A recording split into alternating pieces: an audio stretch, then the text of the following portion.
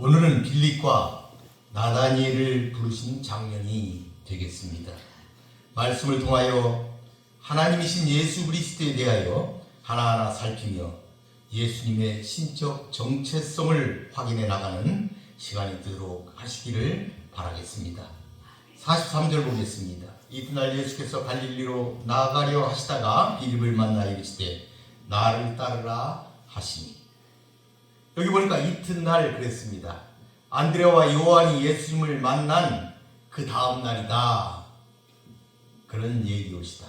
안드레와 요한은 스승 요한의 소개로 예수님을 만났지만 여기 빌립은 누구 소개 없이 예수님을 직접 만나게 됩니다. 이제 예수님께서는 점차 역사의 전면에서 보다 본격적으로 자신에게 주어진 일을 능동적으로 수행하시는 것입니다. 본문에 보면 예수께서는 갈릴리로 가시려고 하시었다, 이렇게 되어 있습니다. 당시 갈릴리는 남쪽 지방 유대와는 달리 주로 하류 계층이 거주하는 곳이었습니다. 그래서 생활 수준이 낮은 지역이었습니다. 예수님은 가난하고 병들고 소외된 그들을 위해 오셨기 때문에 이곳을 예수님이 사역지로 삼고자 하신 것입니다. 예수님께서 갈릴리로 가실 것을 계획하셨을 때 빌립을 만나게 되었는데 예수님은 그에게 다른 말씀은 접어두고 나를 따르라, 이런 말씀만 하셨습니다. 따르라, 이건 명령입니다. 계속해서 나를 뒤따르라, 이런 요청적인 명령이다, 이렇게 해석될 수 있습니다. 그런데 이 명령은 단순히 뒤를 따라 쫓아오라는 의미가 아니라 자신의 제자가 되라는 매우 적극적인 요청이었습니다. 그분은 오늘도 이 땅을 향해 나를 따르라 라고 말씀하고 계십니다. 이 같은 부르심을 우리는 듣지만 아직도 갈릴리 때와 마찬가지로 많은 사람들은 선뜻 나서지를 못하고 있습니다. 그것은 그분을 따르려면 자기를 부인하고 자기 십자가를 져야 하기 때문입니다.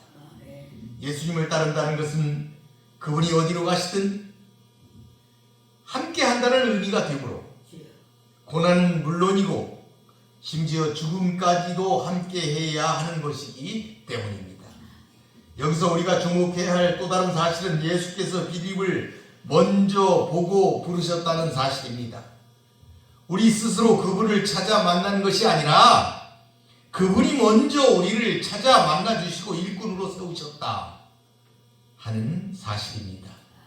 요한복음 15장에 보니까 너희가 나를 택한 것이 아니요 내가 너희를 택하여 세웠다 하셨습니다.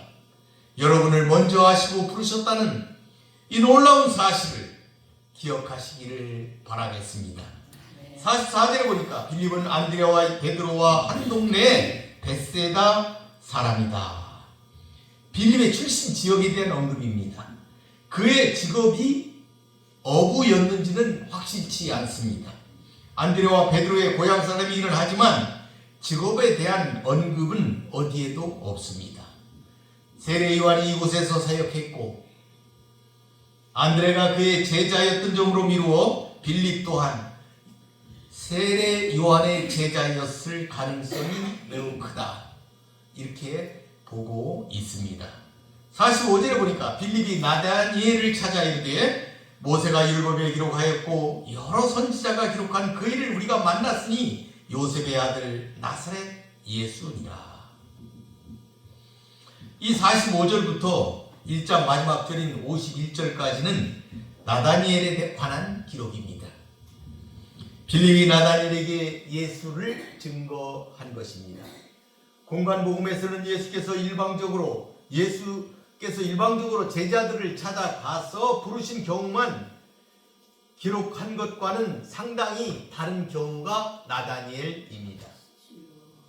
예수님의 제자가 된 빌립이 취한 첫 번째 행동은 나다니엘을 찾아가서 전도한 것이었습니다. 안드레와 마찬가지입니다. 그 역시 이 기쁜 소식을 혼자 간직할 수 없었던 것이지요. 빌립은 모세가 율법에 기록한 것과 여러 선지자들의 기록이 나사렛 예수의 오심으로 성취되었음을 강조하고 있습니다. 그가 전한 말은 예수님이 곧 구약에 예언된 메시아라는 것이고, 이는 나다니엘이 율법에 정통한 유대인 점을 염두에 둔 설명으로 볼 수가 있습니다. 한 가지 더 짚고 넘어가야 할 점은 빌립의 증거 속에서 성경의 중심이 그리스도라는 사실이 발견된다는 점입니다. 구약 성경의 핵심 내용이 그리스도에게 집중되고 있음은 성경의 중심이 바로 예수임을 알게 하는 증거입니다. 이것을 그가 바르게 짚었다. 나다니엘이 이것을 알고 있었다 하는 점이었다. 누구든지 이 사실을 간과하고서는 성경 속에 담긴 의미를 정확히 이해할 수가 없습니다. 그런데 그것을 나다니엘은 알고 있었다. 예수님이 성경의 중심이라는 사실, 그것은 세계와 역사의 중심이라는 말과 동일한 의미를 가지는 얘기가 되겠습니다. 얘기가 됩니다. 그런데 빌립이 그것을 찾아 알았다 하는 점이죠. 그의 영안이 열리지 않고서는 볼 수 없는 놀라운 사실이다, 이렇게 말할 수 있겠습니다. 우리도 이렇게 영안이 열려야 하겠습니다. 아멘. 그래서 그리스도의 역사하심을 볼 수 있는 성도가 되시기를 바라겠습니다. 46절에 보니까 나다니엘이 이르되 나사렛에서 무슨 선한 것이 날 수 있느냐, 빌립이 이르되 와서 보라 하니라.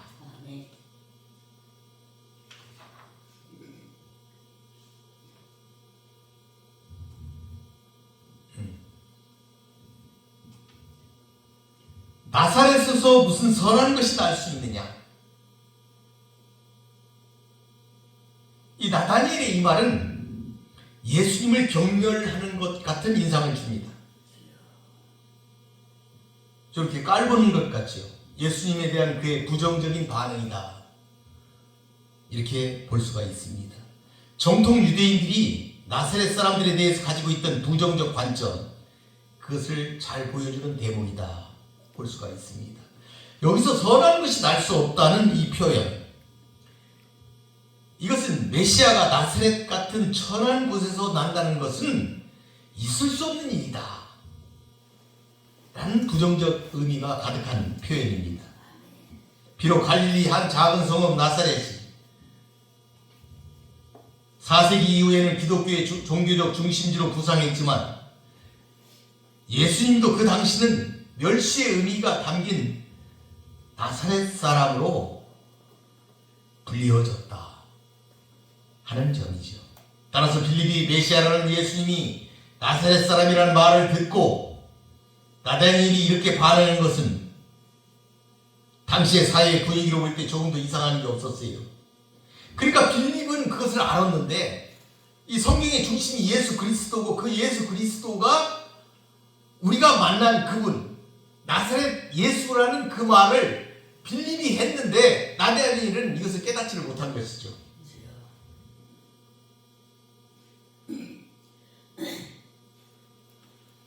나다니엘도 구약에 능통한 사람이었기 때문에 메시아가 유대 땅 베들레헴에서 날 것으로 알고 있었는지도 모릅니다. 많은 성경학자들은 베들레헴에서 예수 메시아가 탄생한다, 이것을 알고 있었기 때문에 그도 알고 있었을지도 모릅니다. 그러나 갈릴 지방 나사렛 출신인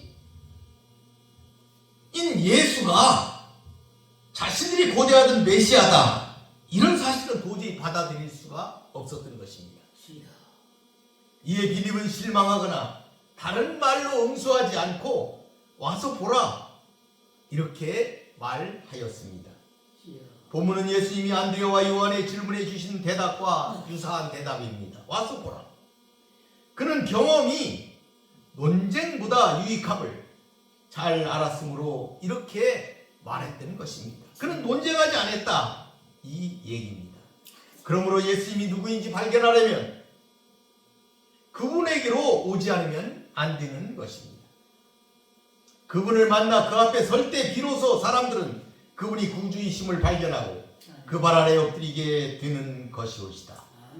바울도 예수님을 만나는 순간 그분 앞에 무릎을 꿇고 말았던 것입니다. 그래서 사단은 어찌하든지 사람들이 예수에게로 오는 것을 막고자 여러 가지 수단들을 총동원해서 방해 공작을 펼칩니다. 복음이 전파되지 못하도록 선교 자체를 원천적으로 봉쇄하든지 복음을 들어도 믿음을 가지지 못하도록 사회 분위기를 험악하게 조성하는 것 등 모두가 사단이 꾸미는 그런 일이 되겠습니다. 빌립도 나다니엘을 전도할 때 와서 보라 이렇게 말했습니다. 신앙 논쟁을 하지 않았다. 이런 얘기입니다. 그들로 예수님을 만나게 하는 것만이 조셉의 방법이었다. 이것을 알고 있었습니다. 오늘의 전도 전략에서도 이 점을 반드시 새겨야 하겠습니다. 교회가 예수님을 사람들에게 보여줄 수만 있다면 그것이 최선의 전도 방법인 것입니다. 우리도 이렇게 예수님을 불신자들이 와서 볼 수 있도록 하여야 하겠습니다. 47절에 보니까 예수께서 나다니엘이 자기에게 오는 것을 보시고 그를 가리켜 이르시되 보라 이는 참으로 이스라엘 사람이라 그 속에 간사한 것이 없도다. 예수께서는 나다니엘이 자기에게로 오신 것을 보시고는 그에 관한 일을 말씀하셨습니다. 제자들 중에 누가 나다니엘에 관한 정보를 예수님에게 준 것이 아니었습니다. 예수님께서는 이미 스스로 그를 알고 계셨던 것입니다. 이와 같은 아심은 예수님의 신적 통찰력과 관계가 되어 있습니다. 오늘도 그분은 자기에게로 오는 모든 일에 대하여서 완전하게 알고 계십니다. 그의 내면과 동기까지 전능하신 하나님이신 그분 앞에 드러나지 않는 게 하나도 없습니다. 그리고 예수님은 나다니엘을 평가하셨습니다. 보라 참으로 이스라엘 사람이다. 그 속에 간사한 것이 없도다. 예수님께서는 그의 내면을 보신 것입니다. 바울이 증거했듯이 표면적 유대인이 유대인이 아니고 표면적 육신의 할례가 아니다 하는 로마서 2장 28절의 말씀이 여기에 적용된다 할 수 있겠습니다. 표면보다 중요한 것이 내면이다. 이런 말씀입니다. 예수님은 나다니엘의 내면에서 참으로 이스라엘 사람다운 요소들을 발견하였던 것입니다. 이로 보아 나다니엘은 사람들이 겉으로 보아 알고 있는 것보다 훨씬 더 훌륭한 인품과 신앙의 소유자였던 것 같습니다. 이는 그 속에 간사한 것이 없도다 라는 예수님의 말 속에 잘 드러납니다. 간사하다, 이것은 간교하다는 말입니다. 거짓되다 는 것을 나타냅니다. 그는 당시 서기관이나 바리새인들과는 달리 온전한 마음을 가지고 있었던 것 같습니다. 사회가 형편없이 타락하여 악한 자들이 득세할지라도 어느 시대에나 경건한 이들은 존재하기 마련입니다. 따라서 환경을 탓하며 자신의 죄악됨을 변명하는 것은 실로 비겁한 일입니다. 우리도 이렇게 경건한 나다니엘 같은 심령의 소유자가 되시기를 바라겠습니다. 48절에 보니까 나다니엘이 이르되 어떻게 나를 아시나이까? 예수께서 대답하여 이르시되 빌립이 너를 부르기 전 내가 무화과 나무 아래 있을 때에 보았다. 우리는 지금 예수님과 나다니엘의 대화를 살펴보고 있습니다. 그는 예수께서 자기의 내면을 정확히 지적하심을 보고 놀라게 되었습니다. 어떻게 나를 아시나이까? 나다니엘로서는 이것이 가장 궁금했습니다. 하나님께서 행하시는 많은 놀라운 일들에 대해 사람들이 보이게 되는 1차적 반응이 바로 어떻게입니다. 어떻게 홍해가 갈라지게 되었을까? 어떻게 요단강이 갈라져 마른 땅이 될 수 있었을까? 어떻게 보리떡 5개와 물고기 2마리로 5천이나 배불리게 먹이고 남은 조각이 12바구니나 차게 거둘 수가 있었을까? 어떻게?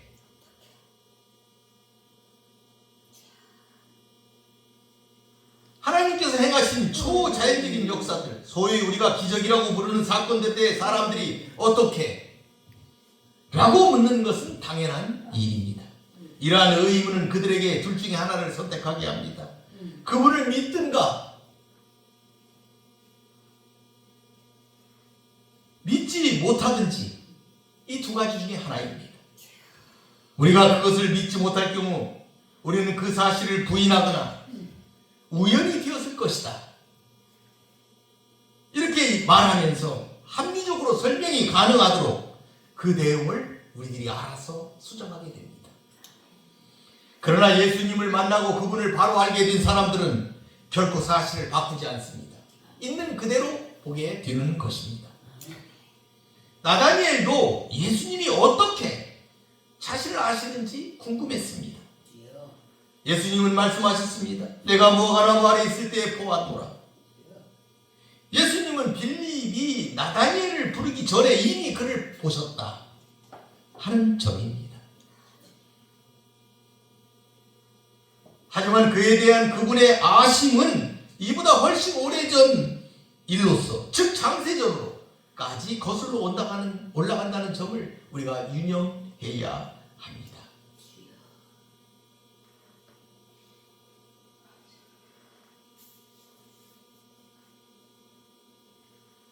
그는 일찍이 선택된 자였다 하는 점입니다. 나다니엘이 무화과 나무 아래 있었다는 것은 예수님의 그 지적, 그것은 그가 메시아의 오심을 소망하면서 경건한 생활에 힘썼음을 알게 합니다. 가나 출신 나다니엘이 경건하게 무화과 나무 아래에서 묵상하는 모습을 이미 예수님은 보셨다는 것입니다. 우리가 남모르게 경건생활이나 선행에 힘쓸지라도 전지전능하신 주님께서는 이 모든 것을 살펴 아시게 됩니다. 주님은 우리의 삶을 다 보시고 알고 계시며 들으신다는 것을 기억하시기 바라겠습니다. 아멘. 49절입니다. 나다니엘이 대답하되 라비여, 당신은 하나님의 아들이시오 당신은 이스라엘의 임금이로소이다. 한때 나사렛에서 무슨 선한 것이, 이렇게 말하던 나다니엘의 이 고백은 의미가 대단히 크다 이렇게 볼 수가 있습니다. 즉 나다니엘은 예수님에게서 하나님의 신성을 본 것입니다. 그를 보았다는 그 한마디에 그는 꼬꾸라졌습니다. 그분이야말로 시편에서 언급된 너는 내 아들이라, 하나님의 아들이라 라는 기록이 바로 그분임을 확신하게 된 것입니다. 이것은 참으로 놀라운 깨달음이었습니다. 그러나 성경은 이 깨달음, 이 지식이 인간의 인식 능력 그 너머에 있음을 가르치고 있습니다. 마태복음 16장에 예수께서 대답하여 이르시되 바요나 시몬아, 내가 복이 있도다. 이를 내게 알게 하기는 혈기 아니요 하늘에 계신 내 아버지시니라. 베드로가 예수님의 본질을 이해하고 고백하였을 때 예수님께서 하신 말씀입니다. 그런데 이 지식이 하나님께로부터 왔다는 것입니다. 따라서 나다니엘의 이런 하나님으로부터 왔다는 이런 예수를 향한 인식과 그 고백 역시 동일한 관점에서 이해할 수밖에 없습니다. 베드로의 고백과 나다니엘의 고백, 동일한 관점으로 보아야 한다 하는 것이죠.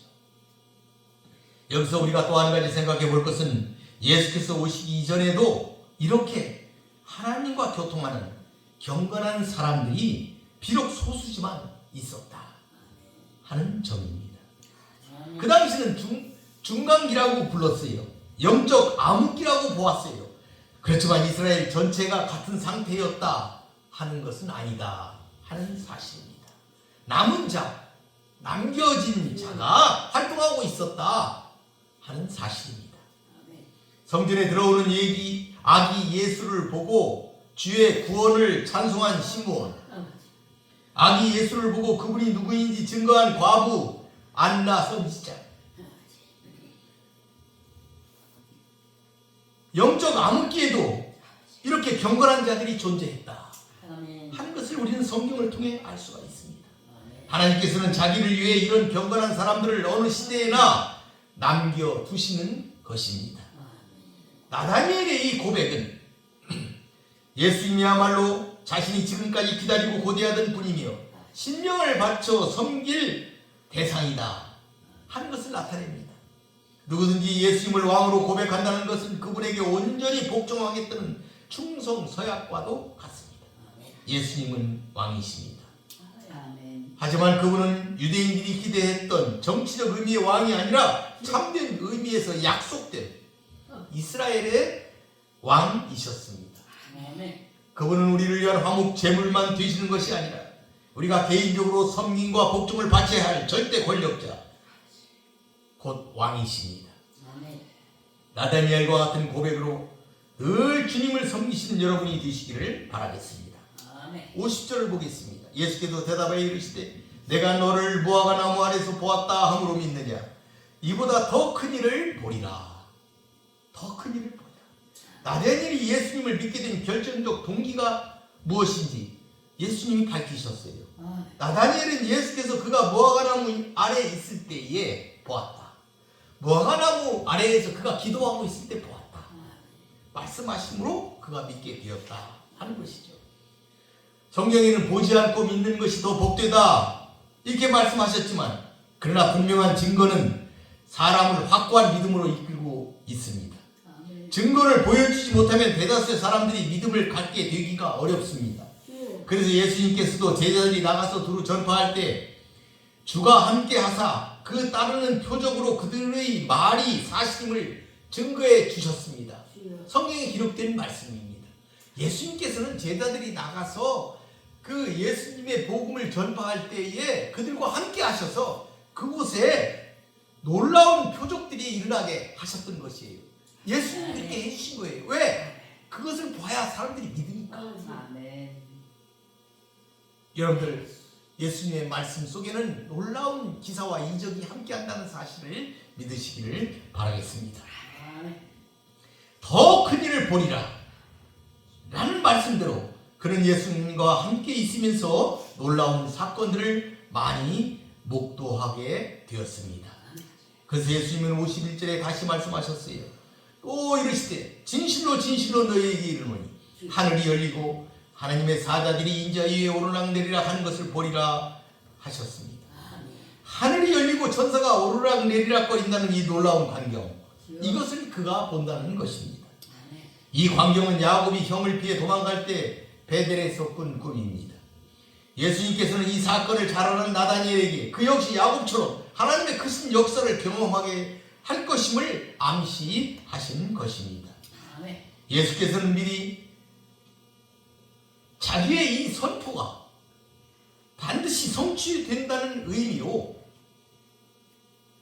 절대적 의미에서 하나님의 말씀과 동일한 권위를 갖고 계심을 지금 나타내시고 있습니다. 그래서 예수님께서는 다른 사람들에 의해서는 한 번도 사용된 적이 없는 독특한 표현, 아멘 아멘, 진실로 진실로 이렇게 중복하여 그 말씀을 확증하고 계십니다. 아멘 아멘. 우리가 무엇을 강조할 때 두 번 겹쳐서 사용하는 적이 종종 있지 않습니까? 예수님이 그렇게 말씀하신 거예요. 아멘 아멘. 반드시 이루어진다. 이 말씀을 지금 하고 계신 거예요. 아멘 아멘. 진실로 진실로.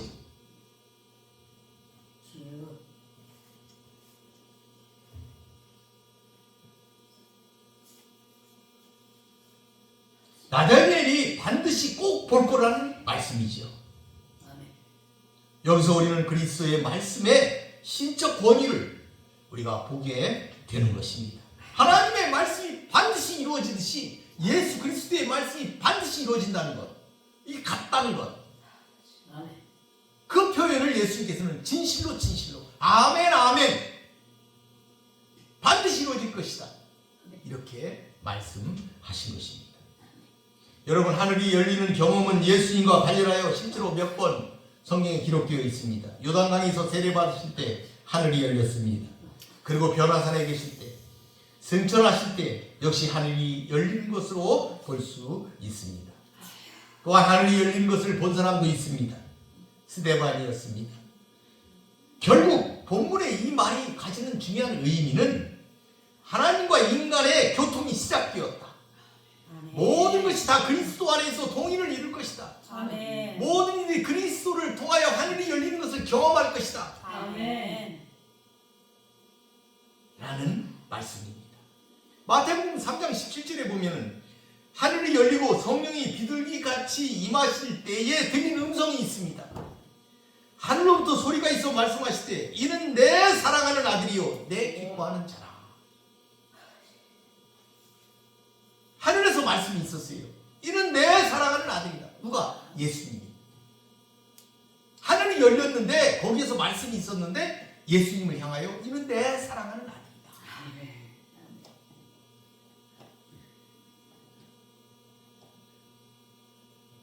예수님이 하나님의 아들로 하늘과 땅을 연결하는 중보자시라는 것이죠.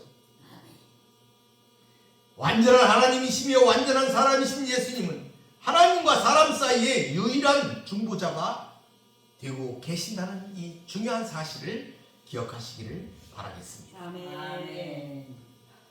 여러분, 그 예수님께서 나를 따르라 말씀하시고 계십니다. 아멘. 우리는 나다니엘처럼 예수님을 따르며 하늘이 열리는 놀라운 체험을 받으시는 성도가 되시기를 바라겠습니다.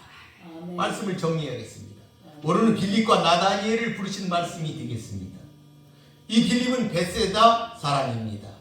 요한이 세례를 베풀던 곳인 요단강 건너편 베다니에서 사역할 초기에 예수님을 만났습니다. 예수님은 개인적으로 빌립을 부르셨습니다. 빌립은 내성적인 성격의 소유자였지만 친구 나다니엘을 예수님께 소개했고 예수께서 메시아이심을 그에게 확신시켜 주었습니다. 그리고 빌립은 곧 선택된 12제자에 포함되게 되었습니다. 전승에 의하면 그는 주로 그리스에서 선교 활동을 하다가 도미디아누스 황제 지하 때 현재 터키에 있는 히에라폴리스라는 곳에서 십자가에 못 박혀 순교했습니다. 그의 나이 77세 때였다고 합니다. 나다니엘은 갈릴리 가나 사람으로 하나님의 선물이라는 뜻을 가지고 있습니다. 나다니엘은 일반적으로 바돌로메와 동일한 인물일 것이다. 이렇게 말하고 있습니다. 나다니엘은 빌립으로부터 나사렛 예수님에 관한 전도를 받았습니다. 나다니엘은 처음에 나사렛에서는 메시아가 나올 가능성이 없다 이렇게 생각하며 회의적이었지만 그러나 나다니엘은 예수님을 만나 예수님의 말씀을 듣고 예수님이야말로 하나님의 아들이며 이스라엘 왕이시라고 고백하며 예수님의 제자가 되었습니다. 전승에 의하면 그는 인도에까지 가서 복음을 전했고 아르메니아의 알바노폴리스에서 물에 던져져 순교를 당했다고 합니다. 여러분,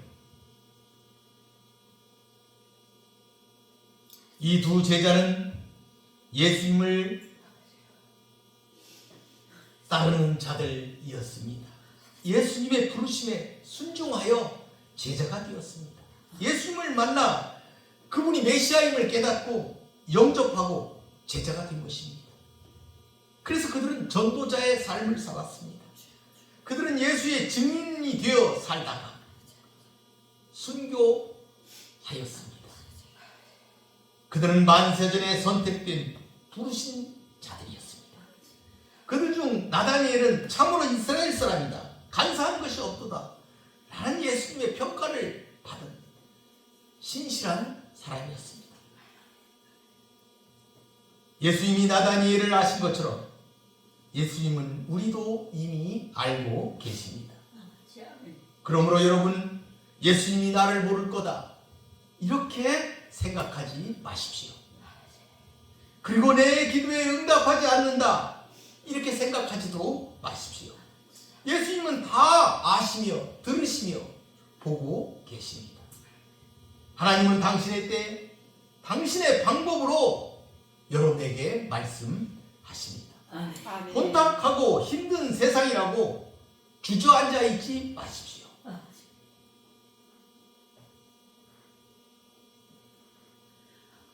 하나님은 당신의 계획대로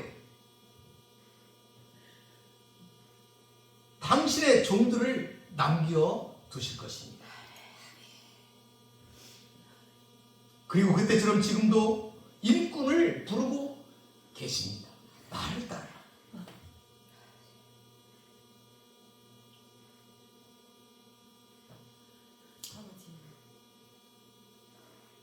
경건한 믿음으로 부르심에 응답하시는 성도 여러분이 되시기를 바라겠습니다. 기도하겠습니다. 고맙고 감사하신 아버지 하나님 감사합니다. 오늘도 나를 따르라 말씀하시는 예수님의 말씀을 가지고 빌립과 나다니엘을 살펴보았습니다. 그들은 참으로 신실한 그리스도의 종들이었습니다. 그들은 예수님을 믿기로 작정한 후 목숨 바쳐 예수님을 따르며 선교회까지 이르는 충성된 증인이 되어 일생을 살았습니다. 거룩하신 아버지, 오늘도 우리 하나님께서는 하나님의 일꾼을 찾고 계십니다. 그 부르심에 응답받는 이 땅에 제자들이 될 수 있도록 저희들을 격려하여 주시옵소서. 아멘. 이끌어 주시옵소서. 아멘. 세상이 혼탁하다고 주저앉아 있지 말고 열심을 내요 주님의 부르심에 응답하는 사랑하는 자녀들이 될 수 있도록 축복하여 주시옵소서. 그래서 세상을 이기고 승리하는 삶을 살 수 있도록 도와 주시옵소서. 이 땅에 참으로 혼란된 일들이 일어나고 있습니다. 얼마나 많은 다툼과 싸움 속에 날이 치새워지는지 모릅니다. 이 나라를 건져 주시옵소서. 지켜 주시옵소서. 하나님이 세우신 이 나라, 하나님이 축복하신 이 나라 이 백성을 통하여서 더욱더 하나님의 복음이 전파되고 하나님의 사랑이 전파되는 놀라운 역사가 일어날 수 있도록 이 백성을 사용하여 주시옵소서. 예수님의 이름으로 기도합니다.